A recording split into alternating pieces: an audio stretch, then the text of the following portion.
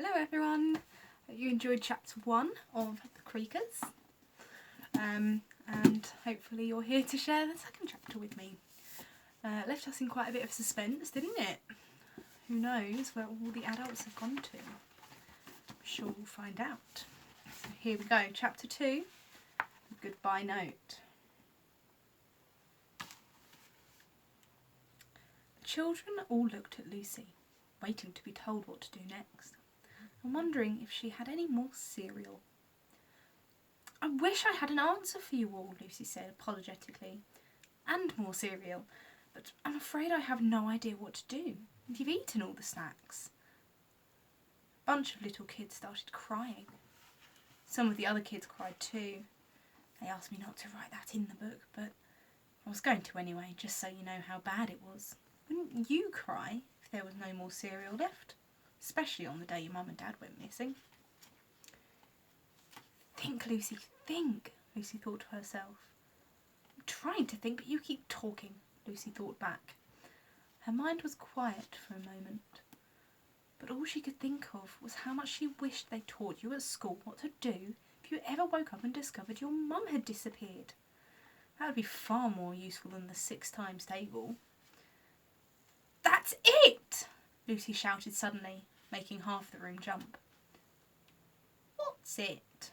replied Norman as he unpacked a camping stove from his satchel and started preparing a full English breakfast. "School, of course!" Everyone looked at her as if she'd lost the plot. "We need to go to school," she repeated. "First you want to watch the news. Now you want to go to school." "What sort of kid are you?" Ella asked, slipping on her heart-shaped sunglasses even though they were inside, like some sort of Whiffington celebrity. "The kind who wants to find out what's going on and get our parents back. I've tried the police, we've tried the television. There's only one place left. School," said Lucy. The crowd of watching children blinked in unison. No one really wanted to go to school, but once again Lucy had a point. "Right, I'm off. Who's coming with me?" Lucy said hopefully. There was a very unenthusiastic mumble from the other kids. "Yeah, all right, I suppose so, if we have to." "Are you sure there's no more cereal?" "But my eggs aren't poached yet," said Norman, looking at his stopwatch. Lucy ignored him and climbed over their heads and disappeared out of the room. A few moments later she bounded back in wearing her school uniform, looking ready for a normal day of school. "What are you wearing that for?" scoffed Ella, peeping over her shades. "If the teachers are in school, then I can't show up in my dressing gown and expect them to take me seriously," Lucy said. She felt her cheeks flushing hot with embarrassment as the room stared at her. But Lucy wasn't the sort of kid who skipped school. Nor did she like to turn up to class wearing her nightwear. She liked lessons and learning. "A kid who wants to be smart is already a smart kid," Lucy said. "My dad told me that once." With that, Lucy picked up her school bag, flung it over her shoulder and bounded out of the door, pretending not to give a hoot about the other children. She began marching up the street towards Whiffington School along the road that was usually full of cars. As it was empty, she decided to walk down the middle of the road. It was an eerie sensation. She walked past the old man Carvery's butcher's shop. Closed. She walked past Whiffington Library. Closed. She walked past Scrummy McScroodle's Sweets and Stuff. Closed, closed, closed. Whiffington was a ghost town. Suddenly Lucy heard footsteps behind her. She whipped around to her surprise. She saw a crowd of children from her living room following her down the middle of the street.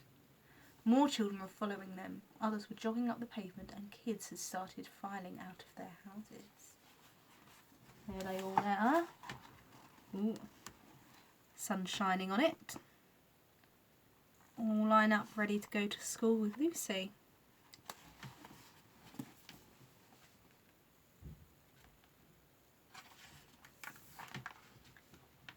she is, Lucy heard the children whisper. The girl who wants to go to school. She knows what to do. She's the one in charge. In charge? Thought Lucy. Why on earth am I in charge? But before she could question it, the bunch of kids closest to her started nudging her along, forcing her to keep going, to lead them all to school. What the jiggins? Lucy said. Hang on just a tick. And at that, all the children stopped.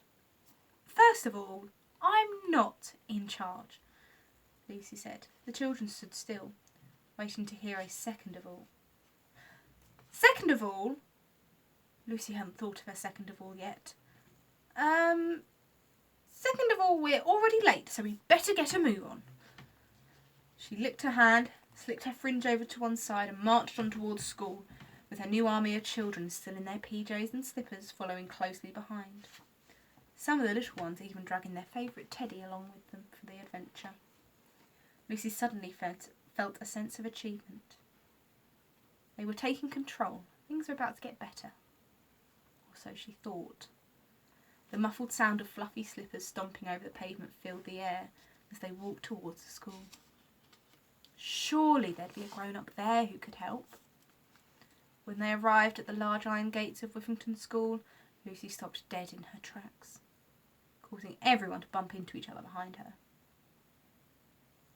I'm really sorry that you all followed me here, but the school gates are locked, Lucy said, lifting up the big metal padlock so everyone could see.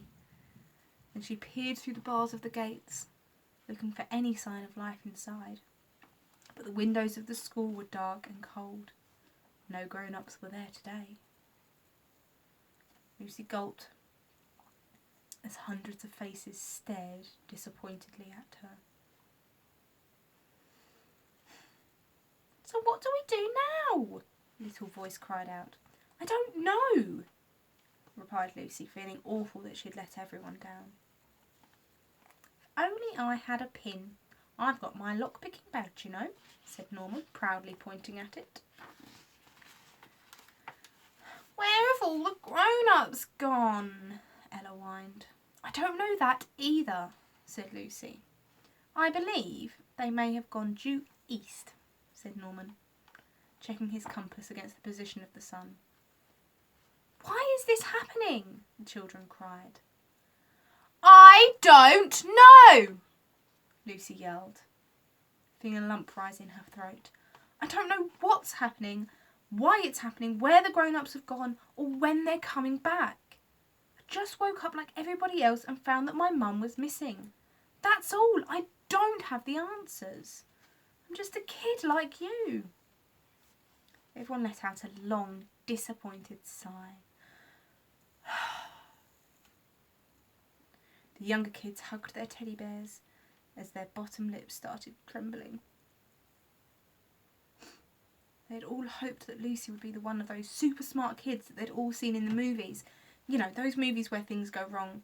Somehow there's always one kid who knows how to sort it all out.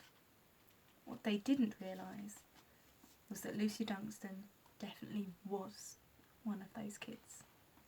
She just didn't know it yet. You might as well all go home and wait there. It's probably the safest thing to do, Lucy said. Slowly the children started to leave. They hung their heads, dragged their feet in the dirt as they wandered back through the empty streets to their empty houses. Lucy rested her head on the cold gates.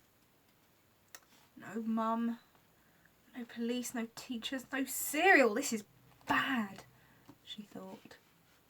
She was just about to start trudging home herself when a gust of wind blew past her face, causing her to turn away.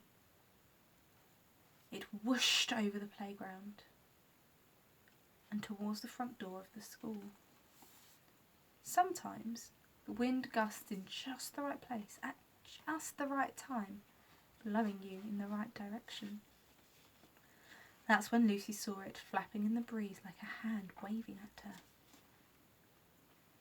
It was a piece of paper pinned to the front door of the school. Her heart stopped. Wait! She cried, and all the children stopped in their tracks and turned back. Look! she added, pointing at the piece of paper on the door. Without thinking, Lucy started climbing one of the iron gates. Just as her fingers gripped the top, her foot slipped through the gap between the metal bars.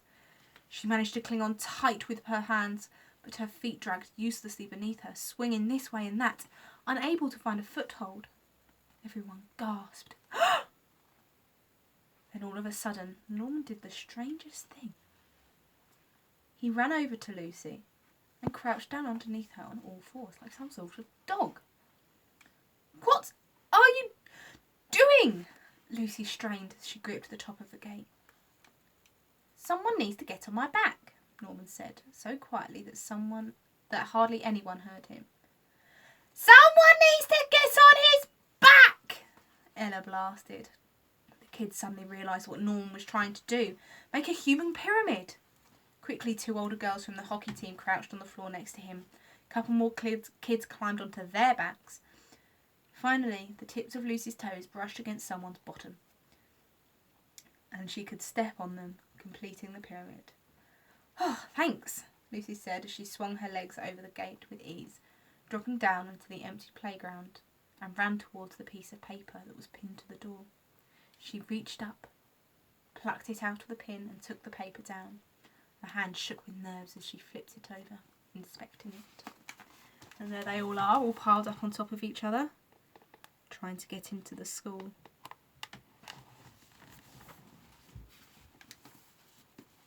I wonder what the note's going to say. It was a letter. Judging by the writing on the front, it was meant for them. As she looked more closely at the dirty brown writing, she began to worry what this letter might say. But the word on the front suddenly seemed frightening. Children. I think they might need to work on their spelling, though. Perhaps it was the way it glistened in the sunlight. Not in a nice way, but in a horrid, sticky sort of way. "Pass me the pin," Norman said, stretching his open hand through the gates. Lucy handed it to him and he set to work picking the lock. After a few seconds of fiddly fingerwork, Norman had the school gates open so that Lucy could rejoin the rest of the children. "Told you," he said to Ella, with a brave, revealing grin as he proudly rubbed his lock-picking badge. "Read it then, Lucy," cried Ella. With a trembling hand, Lucy straightened the paper, took a deep breath. "What does it say?" Norman asked, pulling a pair of reading glasses out of his scout uniform pocket. In the same dirty brown writing was this. "Dear children, we have gone away forever. Sorry. Have fun. From the grown-ups. P.S. Don't worry about cleaning up after yourselves." Actually, it says yourselves. Really need to work on their spelling. Everyone was silent. The grown-ups had gone away. Forever. The children were alone. No grown-ups to watch over them. No grown-ups to tell them what to do. No grown-ups to stop them from doing whatever they wanted. Lucy nervously lowered the letter as the crowd of children burst into celebration, cheering and high-fiving. It was their town now. "What a very bad feeling about this," Lucy said to herself. "Me too," said Norman, who Lucy hadn't noticed was standing beside her, reading the letter over her shoulder. "This is the best day ever!" cried Ella's voice from deep within the joyous crowd. See, that chapter wasn't scary, was it? Imagine a world where there are no grown-ups telling you, "Don't eat 12 chocolate bars, don't sit so close to the telly." Just imagine that. What would you do if there were no grown-ups around? This will make a good chapter. We'll see what Lucy does tomorrow when we get to chapter 3. Helpful. Hope you enjoyed that, and I'll see you all tomorrow.